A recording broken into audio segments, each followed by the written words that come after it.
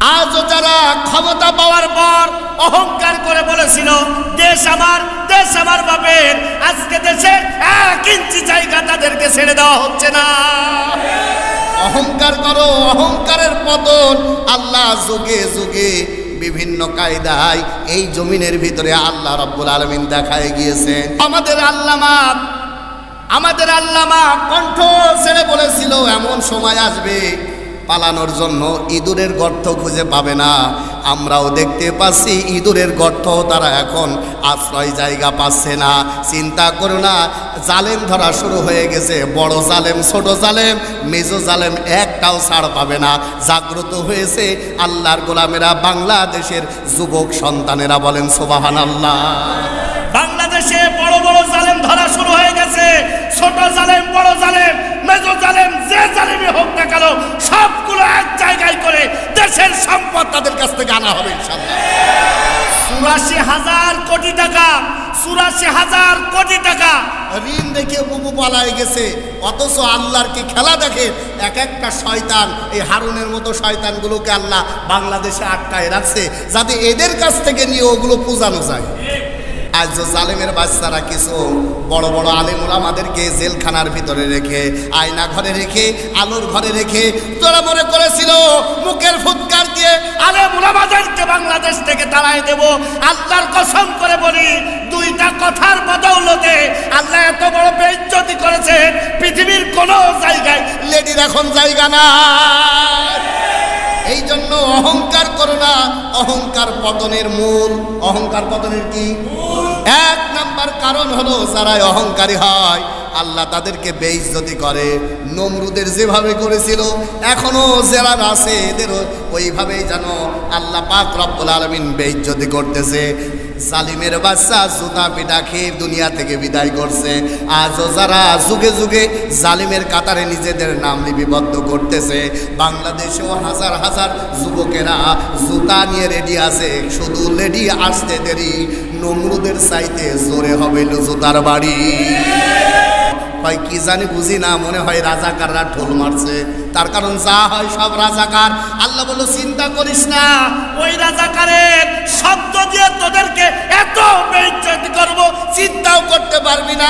তোর DB, police, army, BGB কোনো ছাতায় কাজে আসবে না। আমাদের টার্গেট হলো 41 সাল। আল্লাহ বলছে দাঁড়া, এমন অবস্থা তোরে করব 2 মিনিটও বাংলাদেশে থাকতে পারবি না। এক একটা চিহ্নিত শয়তান, ওরাও মনে হইল যে দেশ ওর বাপের, হোটেল খুলে বসছে। কথা বলছেন না কেন? তার ভিতরে অন্যতম শয়তান হলো ডিবির হারুন। আল্লাহর গোলামের একান্ত আপনজনের আমার এখন কোথায় মামু? অনেকে সুযোগ পেয়ে গেছে, মনে হচ্ছে এখন আমাদের সময়, মনে করছে এখন আমাদের সময়।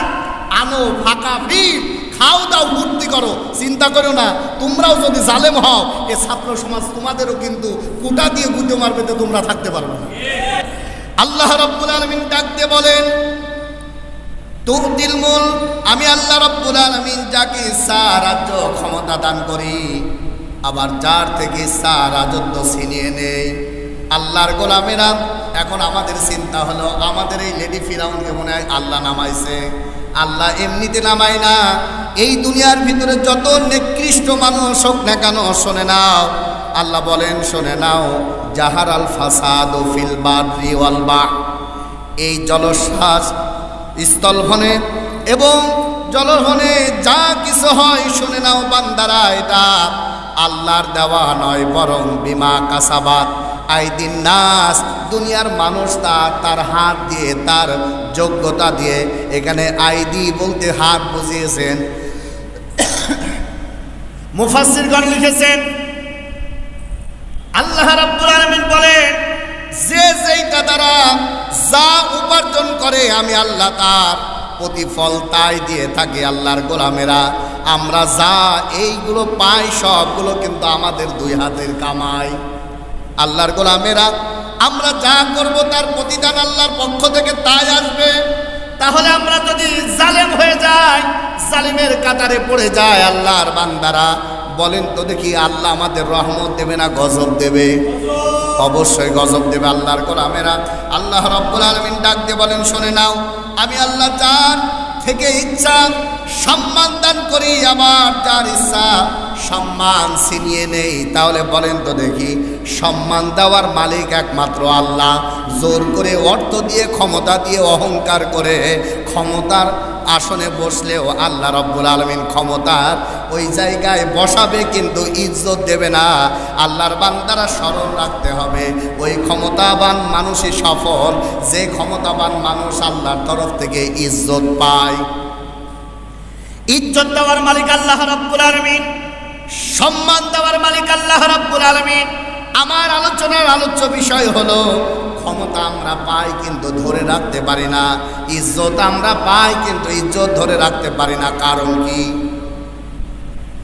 প্রতিটা মানুষকে আমরা হাদিস জানি আমার ভাইয়েরা, একজন মা তার সন্তানকে যতটুকু ভালোবাসে, রব্বে কারীম তার গুনাহগার বান্দাকে তার চাইতে কোটি কোটি গুণ বেশি ভালোবাসে।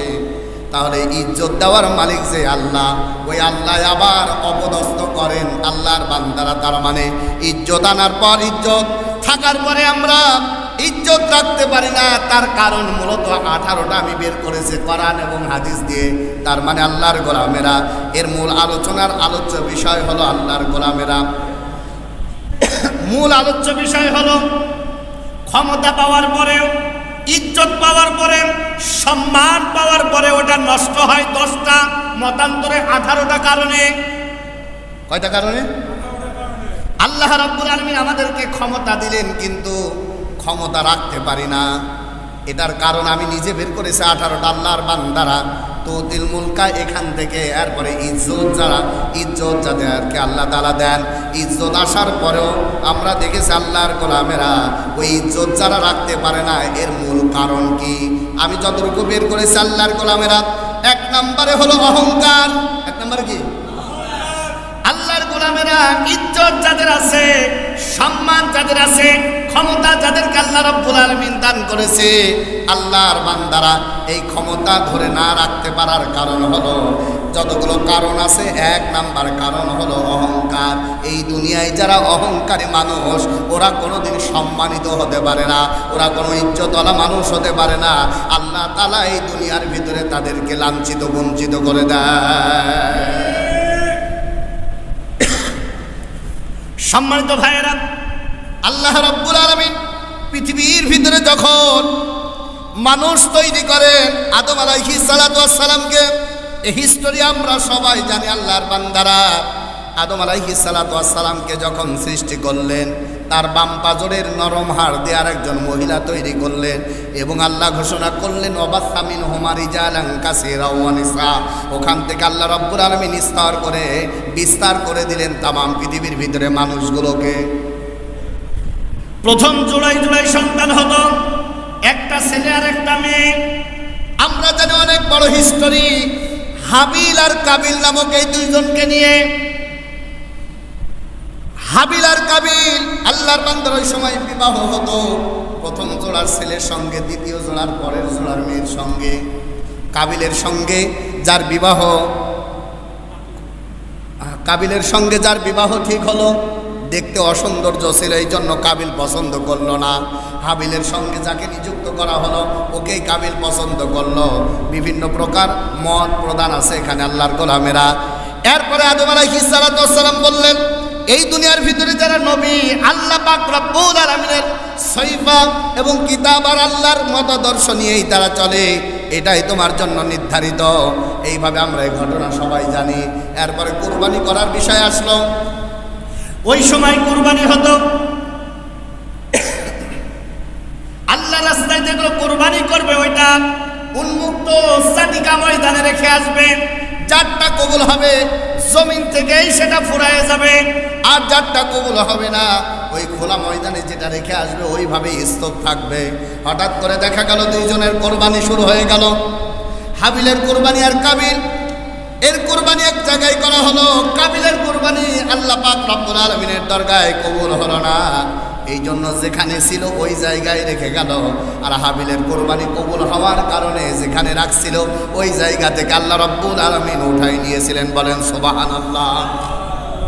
এই সিস্টেম যদি এখন থাকতো, কোরবানির এই সিস্টেম যদি এখন আমাদের এই সময় থাকতো, তাহলে কাঠটা ঘুষের টাকা, কাঠটা ফাঁকিবাজি টাকা, আর কাঠটা 2 নাম্বারের টাকা সব কিন্তু লিস্ট হয়ে যেত।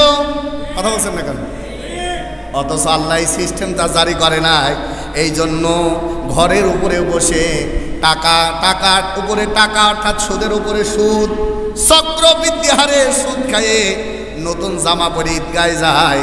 বাবা যে বড় গরু মেরে কুরবানি দেয়, কত উল্লাস করে। ওই কুরবানি সিস্টেম যদি এখন এই জামানায় থাকতো, তাহলে সব 2 নাম্বার মাল ধরা পড়ে যেত। কথা বলছেন না কেন? কুরবানি তো কম হয় না, এইটুকু মহল্লার ভিতরে 50-60টা, অথচ অধিক অংশ হইল কয় নাম্বার বলেন?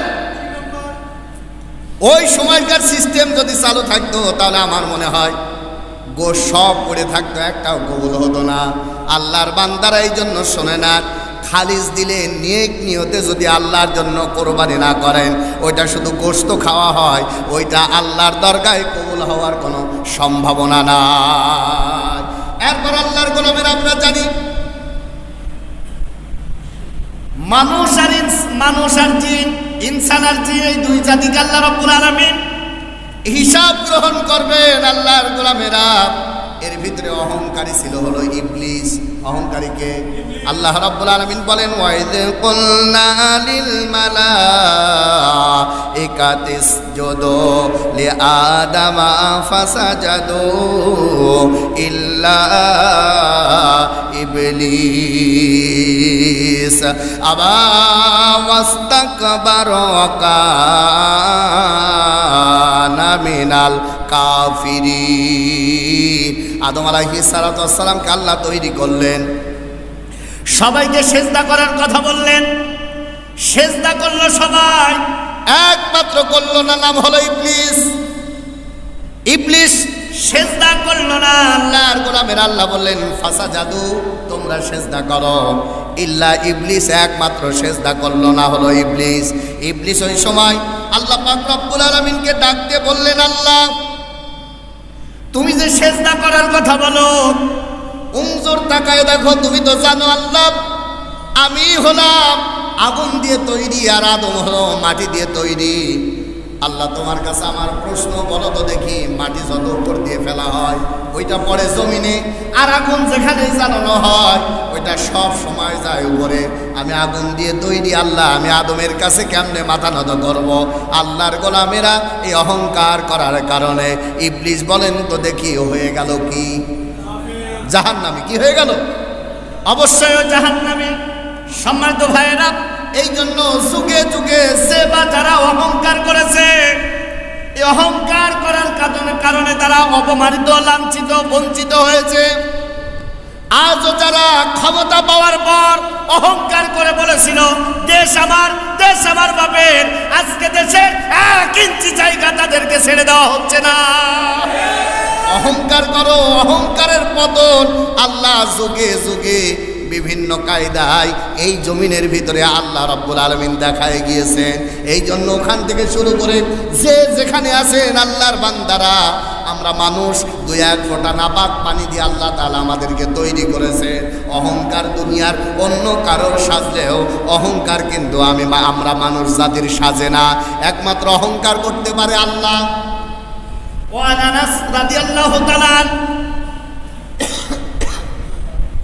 আনাস রাদিয়াল্লাহু তাআলা আনহু থেকে বর্ণিত, আল্লাহ পাক রব্বুল আলামিন বলেন হাদিসে কুদসির ভিতরে, রাসূল পাক সাল্লাল্লাহু আলাইহি ওয়াসাল্লাম বলেছে, ওইটার বিবৃতি দিয়েছেন সাহাবী হযরত আনাস। তিনি বলেন, শুনে নাও, আল্লাহ পাক রব্বুল আলামিন রাসূলকে শুনিয়েছে, অহংকার যে ব্যক্তি করবে ওই ব্যক্তি দুনিয়া এবং আখিরাতে অবশ্যই লাঞ্ছিত হবে, এর ভিতরে কোনো সন্দেহ নাই। আল্লাহ রাব্বুল আলামিন বলেন, অহংকার আমার চাদর। অহংকার কার চাদর? বলেন বলেন। অহংকার আমার চাদর। এই দুনিয়ায় যারা অহংকার করে ওরা যেন আল্লাহর চাদর নিয়ে টানাটানি করে। আল্লাহর বান্দারা এই জন্য নিজের দিকে তাকায় দেখো, কাইফা তাকফুরুনা বিল্লাহ ওয়া কুনতুম আমওয়াতান ফাআহইয়াকুম সুম্মা ইউমীতুকুম সুম্মা ইউহয়িকুম সুম্মা ইলাইহি তুরজাউন। মানুষ তোমরা কিভাবে অস্বীকার করো, কিভাবে অহংকার করো, কিভাবে নিজেকে দাম্ভিকতার রাস্তায় ঠেলে দাও। তোমরা কি চিন্তা করো না, সুম্মা ইউমীতুকুম সুম্মা ইউহয়িকুম, তোমরা ছিলে মৃত অবস্থায়, আল্লাহ তাআলা তোমাদেরকে নাপাক কয়েক ফোঁটা পানি দিয়ে তৈরি করেছে। আবার ওই আল্লাহ রব্বুল আলামিন তোমাদেরকে মৃত্যু দান করবেন। মৃত্যু দান করেই শেষ না, আবার আল্লাহ রব্বুল আলামিন তোমাদের জীবন দান করবেন। তুরজিউন, আবার আল্লাহর কাছেই তোমাকে আমাকে ফিরে যাওয়া লাগবে। সম্মানিত ভাইয়েরা, এই জন্য আল্লাহ তাআলা বারবার কোরআনুল কারীমের ভিতরে প্রায় আমার জানার মধ্যে প্রায় 27 থেকে 28টা জায়গায় অহংকারীদের বিষয়ে আল্লাহ রাব্বুল আলামিন স্পষ্ট আকারে কোরআনুল কারীমের আয়াত নাজিল করে বলেন, দুনিয়ার মানুষ শুনে নাও, দুইটা কাজ।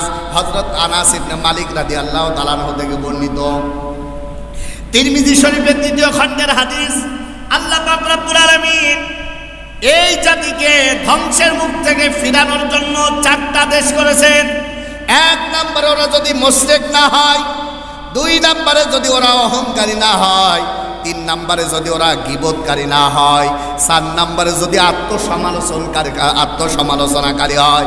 এই 4টা গুণ যদি কোনো মানুষের ভিতরে থাকে, আমি আল্লাহ দেশ এবং ওই জায়গা থেকে সব গজবগুলো উঠায় নেব, আর আমি আল্লাহ রব্বুল আলামিন রহমত নাজিল করব। বলেন সুবহানাল্লাহ।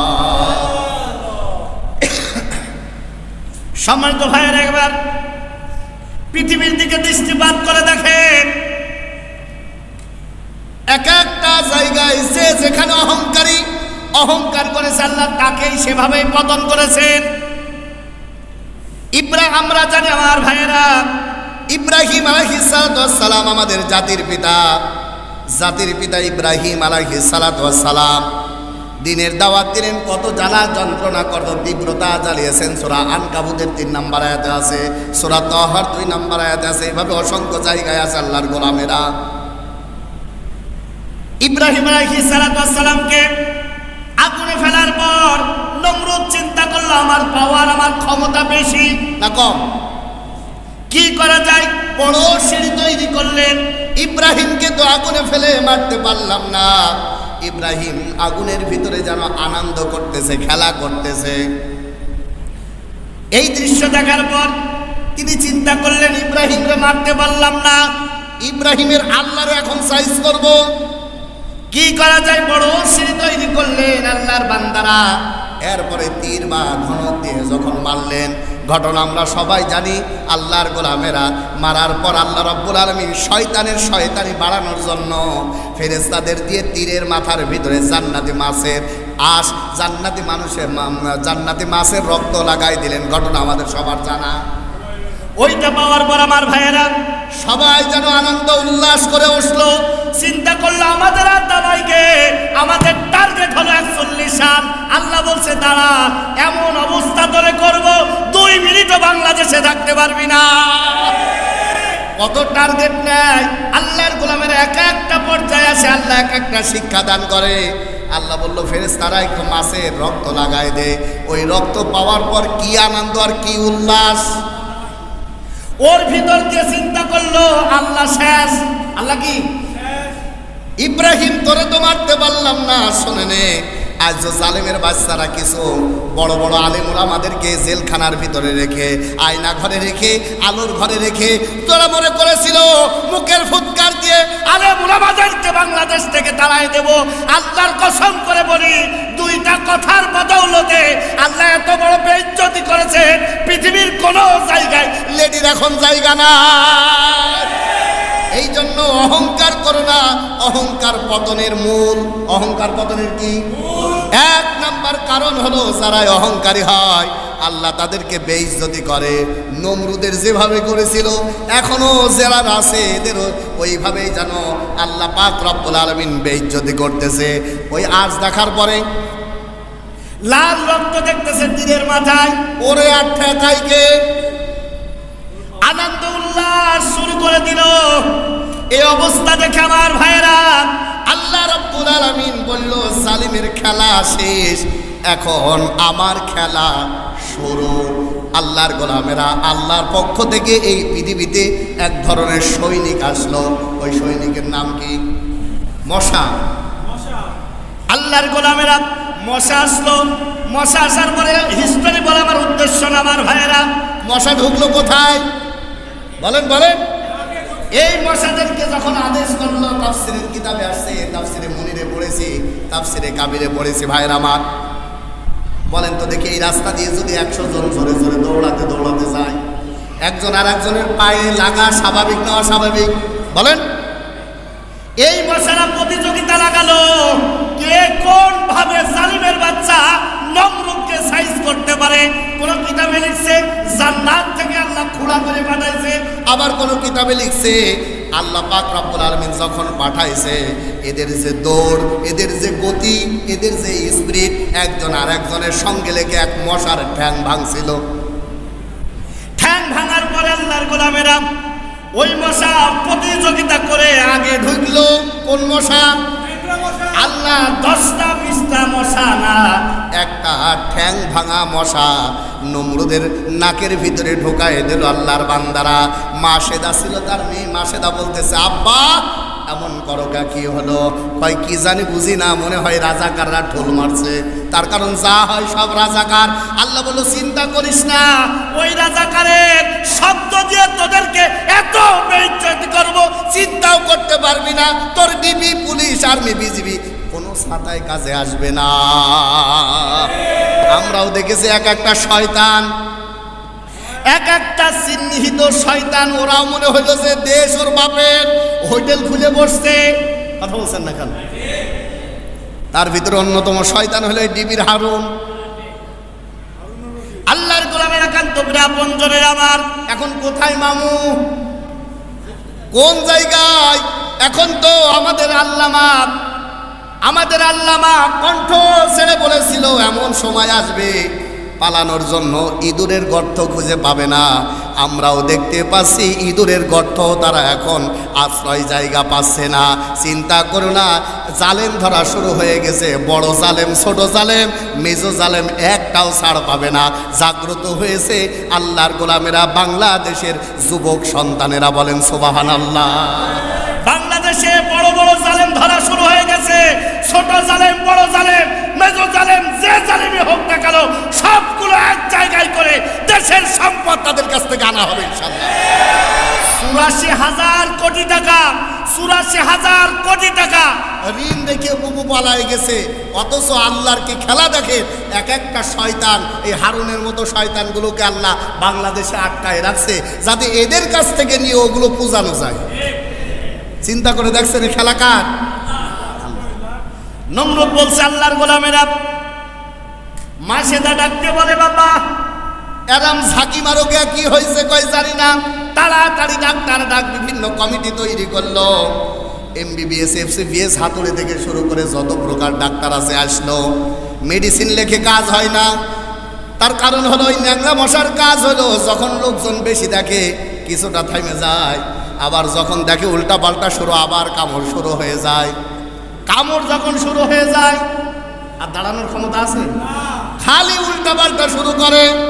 আল্লাহর বান্দারা একান্ত আপন করে আমরা দেখেছি, যদি কোনো মানুষের উপরে জিন ভর করে, জিন যদি ভর করে তাহলে হুজুর কবিরাজ দেখলে স্তর হয়ে যায়, যায় না?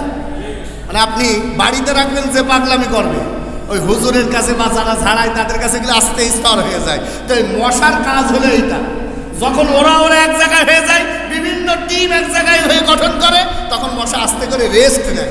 কি করে? আবার যখন উল্টা পাল্টা শুরু হয়ে যায় আবার কামড়। এত মেডিসিন দেয় বিদেশি থেকে শুরু করে, বিদেশ থেকে শুরু করে যত প্রকার মেডিসিন আছে দেয়, কিন্তু কাজ হয় না। হঠাৎ করে তার পাশেই ছিল একজন দাসী, ভিড়ের ভিতরে তোড়জোড় করতেছে, তার এক হাত মাথায় লেগেছে। মাথায় যখন ধাক্কা লেগেছে, নমরুদ বলে এই হলো মেডিসিন। এই কি ধাক্কা লাগার পর বলে এর চাইতে বড় মেডিসিন নাই। ও যখনই ধাক্কা দিয়েছে মশা স্টপ হয়ে গেছে। দে ধাক্কা, ধাক্কা মারতে মারতে আল্লাহর বান্দারা এমন পর্যায়ে শুধু ধাক্কায় খায়, ধাক্কায় খায়। এ ধাক্কা আর কতদিন দেবে বলেন? শেষ পর্যায়ে সব ডাক্তার এক জায়গায় হলো, সব মেডিসিন যেখানে ফেল, জুতা লিস্ট সেই জায়গায় ষোলো। চিন্তা করো না, এই জুতা চলবে ততদিন, কামড় থামবে না যতদিন। হাত দিয়ে ধাক্কা মারতে মারতে, হাত দিয়ে ধাক্কা মারতে মারতে শেষ পর্যায়ে চিন্তা করলো জালিম যারা, তাদের নিকটতম মানুষগুলো তাদের হাত থেকে রেহাই পায় না। আল্লাহর গোলামেরা হঠাৎ করে একটা একান্ত আপনজনে আমার একজন চিন্তা করলো, এতদিন যে জ্বালাইছিস আজকে তার প্রতিশোধ নেব। পায়ে ছিল খড়ম জুতা, তার কারণ আমার ভাইয়েরা আন্দোলন যে যাই করুক না কেন, 5 তারিখে হরিপুরের আপামর জনসাধারণ সবাই ওর জ্বালায় অতিষ্ঠ হয়ে নামছে। নামার পর চিন্তা করছে আর যাই হোক আমি একটু ঝাল তুলে নি। আল্লাহর গোলামেরা এরপর জুতা দিয়ে যখন মারছে বলছে এইটা হলো অ্যান্টিবায়োটিক ট্যাবলেট, এইটা দে। জুতা মারা শুরু করে দিয়েছে। সর্বশেষ কাজ হয়ে গেছে। জালিমের বাচ্চা জুতা পিটা খেয়ে দুনিয়া থেকে বিদায় করছে। আজও যারা যুগে যুগে জালিমের কাতারে নিজেদের নাম লিপিবদ্ধ করতেছে, বাংলাদেশেও হাজার হাজার যুবকেরা জুতা নিয়ে রেডি আছে। শুধু রেডি আসতে দেরি, নমরুদের চাইতে জোরে হবে জুতার বাড়ি। অহংকার হলো পতনের মূল। যারা অহংকার করে যুগে যুগে আল্লাহ তাআলা তাদেরকে নিঃশেষ করে দিতে এতটুকু সময় নেয় না। এইবার আসেন আমাদের বিশ্বের ভিতরে একটা জাহাজ আমাদের কাছে অত্যন্ত স্মরণীয়, সেটা হলো টাইটানিক। কি টাইটানিক জাহাজ 6 স্তর বিশিষ্ট, নিচের শুধু তালাটাই এত মজবুত এত সুন্দর করে তৈরি করেছে। আমরা জানি এই টাইটানিক যারা তৈরি করার পর এই পৃথিবীর ভিতরে যত গবেষক ছিল সবাই চিন্তা করেছে এ মাল ডুবার না, এটা ডুবা সম্ভব নয়।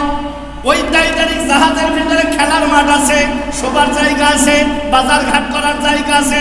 মনে হয় যেন ওর ভিতরে একটা দেশ। আল্লাহর গোলামেরা একান্ত আপনজনে আমার চালক আহ্বান করতেছে। প্রায় 6,500-এর উপরে যাত্রী ছিল ওখানে প্রথম পর্যায়ে। 6,500 যাত্রী নিয়ে টাইটানিক চালু করলো। ঘটনা আমরা সবাই জানি। চালক নাবিকদেরকে ডাকতে বলে এই 6,500 এত বড় জাহাজের ভিতরে মনে হচ্ছে যেন ক্ষুদ্র একটা বাজার। আবার সবাই ভয়ও পাচ্ছে, এত বড় জাহাজ যদি ডুবে যায়। চালক এই সংবাদ পাওয়ার পর নাবিকদেরকে বলতেছে তোমরা সবাইকে জানায় দাও 6 স্তর বিশিষ্ট শুধু আছে নিচতলা, আর কত কোটি কোটি টাকা খরচ করে এই সুবিশাল জাহাজ তৈরি হয়েছে। চিন্তা করো না, দুনিয়া উল্টিয়ে যাবে তাও জাহাজ ডুববে না। আল্লাহর গোলামেরা বলেন তো দেখি এটা অহংকার কিনা? বলেন বলেন। অহংকার করেছিল জাহাজ। বলেন বলেন। জাহাজ ডুবা সম্ভব নয়, কারণ এত কারুকার্য এত গবেষণা করে জাহাজটা চালু করা হলো। এই টাইটানিক হলো বিশ্বের ভিতরে সবচাইতে বড় জাহাজ, এইটা ডোবা আদৌ সম্ভব নয়। আল্লাহর গোলামেরা নাবিকেরা ঘোষণা করে দিল। সবাই উৎফুল্ল মন নিয়ে 6,500-এর বেশি যাত্রীগুলো আনন্দ উল্লাস করতে লাগলো।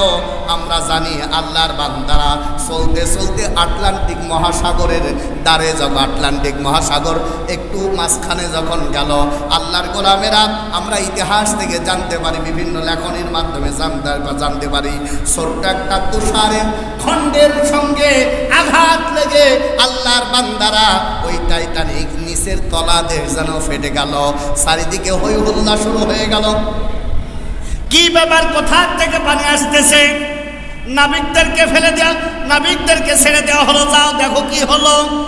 নাবিকরা বিভিন্ন পর্যালোচনা করে দেখলো ওই ওই টাইটানিক তলাদেশ ফেটেছে, পাহাড়ের উপরে আঘাত করে না, বড় পাথরের উপরে আঘাত করে না।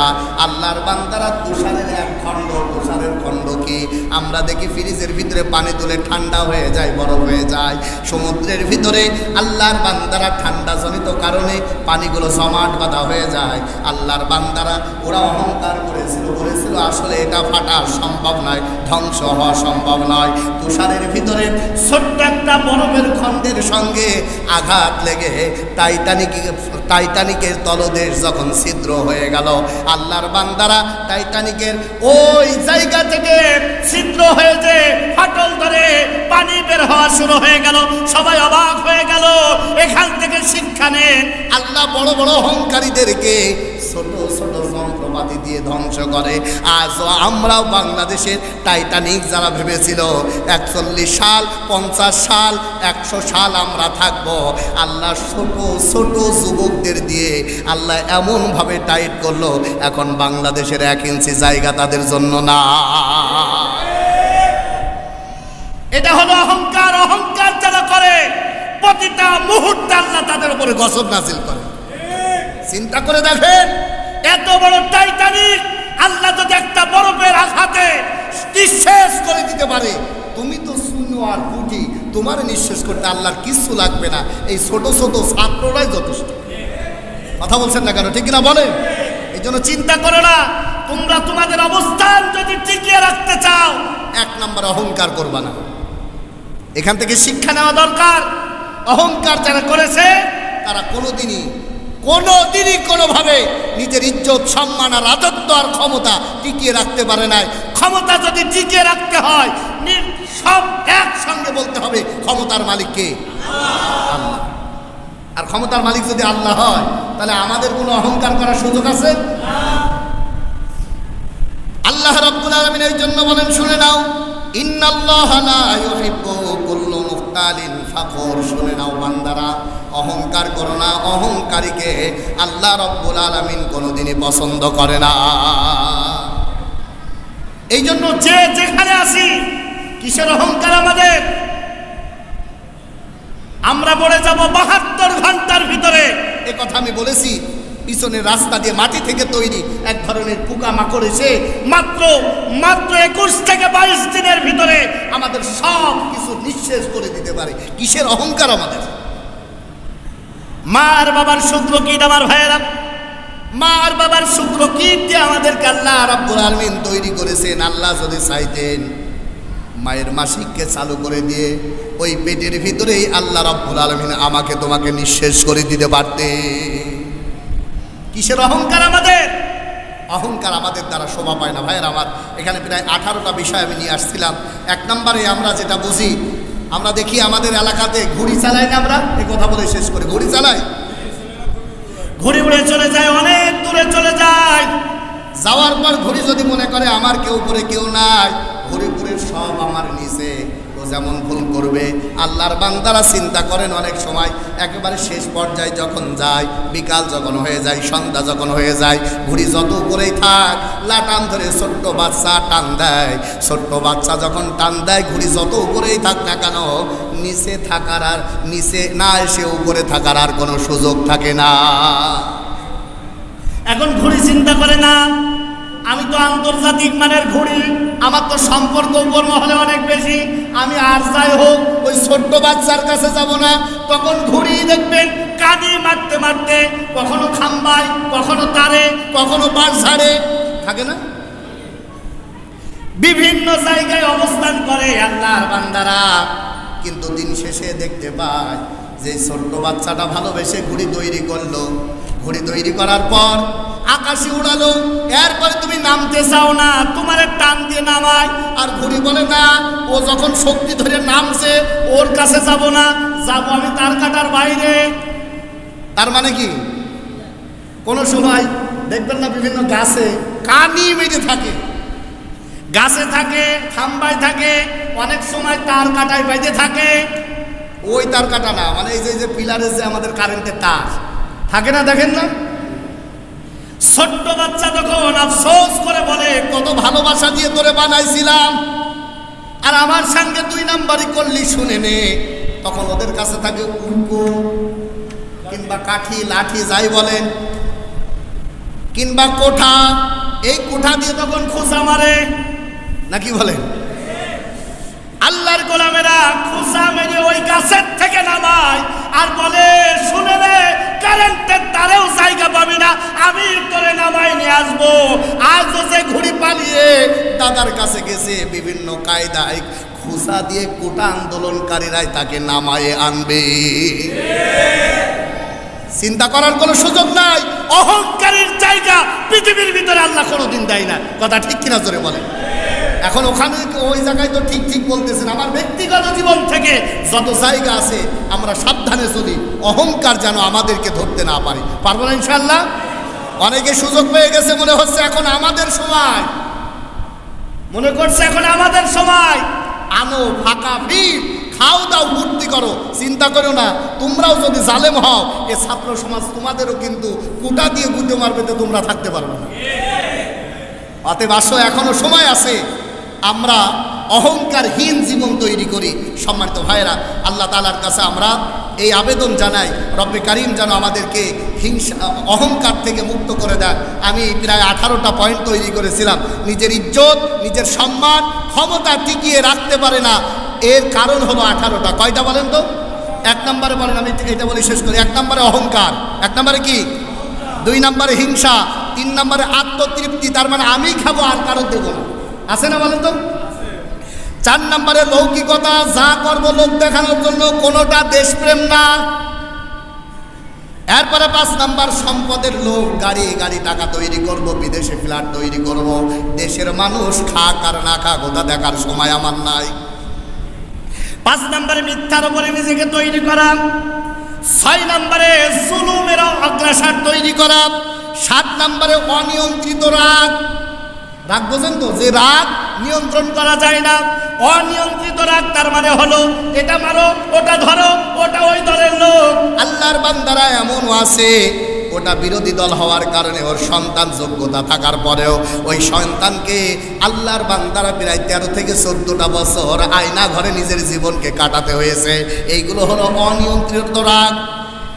এরপরে হলো কৃপণতা, তারপরে ক্ষমতার লোভ, এরপরে ইনসাফ ভিত্তিক অবস্থাকে নিজের ভিতরে গ্রহণ না করা, নেতৃত্বের লোভ, এরপরে জীবন সুসজ্জিত করা, আর কে হোক আর না হোক। এইভাবে 18টা পয়েন্ট আছে। এইগুলো যতক্ষণ পরিহার্য না করতে পারবে ততক্ষণ পর্যন্ত যে দলই হোক না কেন ক্ষমতা আল্লাহ দেবে, কিন্তু টিকিয়ে রাখার সম্ভাবনা না। আল্লাহর কাছে দোয়া চাই, আজকের থেকে নিয়ত করব আমরা আর অহংকারী হব। বলেন বলেন, অহংকারী হব না। আল্লাহ তাআলা আমাদেরকে নেক মুকসদগুলো কবুল করে নিক। যারা সুন্নাত পড়েন নাই সুন্নাত